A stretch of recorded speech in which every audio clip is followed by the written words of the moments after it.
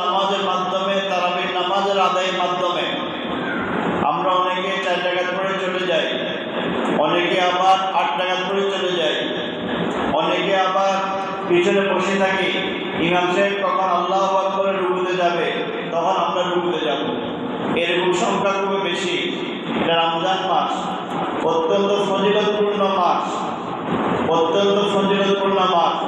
রমজানের তারাবিহের মধ্যে যদি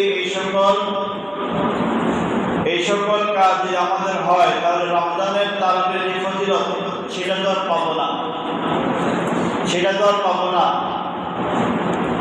বাড়িতে বসে থাকি, দরজার মধ্যে গল্প করে, যখন ইমাম সাহেব আল্লাহু আকবার রুকুর জন্য আল্লাহু আকবার বলে, তখন দৌড়ে এসে নামাজের মধ্যে অংশগ্রহণ করে।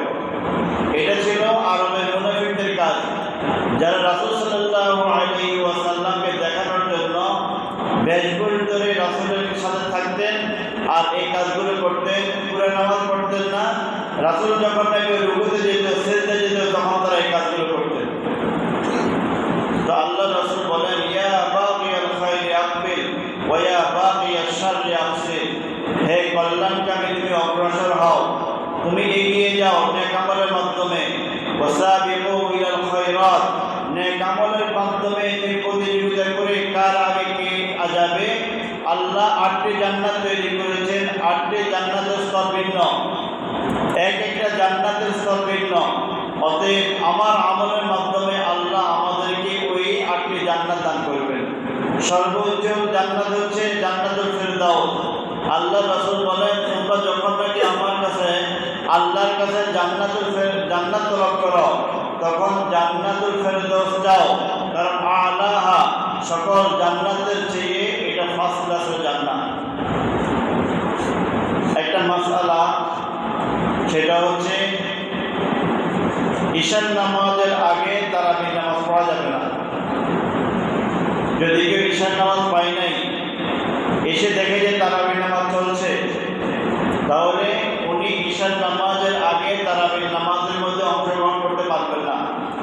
কারণ ঈশার নামাজ হচ্ছে ফরজ, তারাবির নামাজ হচ্ছে সুন্নত। আর ঈশার নামাজের আগে তারাবি পড়ার কোনো বিধান নাই। আমরা সবাই মিলে যদি পরামর্শ করি, আজকে ঈশার নামাজ রাত্রে 12টা বাজে পড়বো আর তারাবির নামাজ 9টা বাজে পড়ে ফেলবো, তারাবির নামাজ হবে না। ঈশার নামাজের আগে কোনো তারাবির নামাজ নেই। তারাবির নামাজ পড়তে হবে ঈশার নামাজের পরে।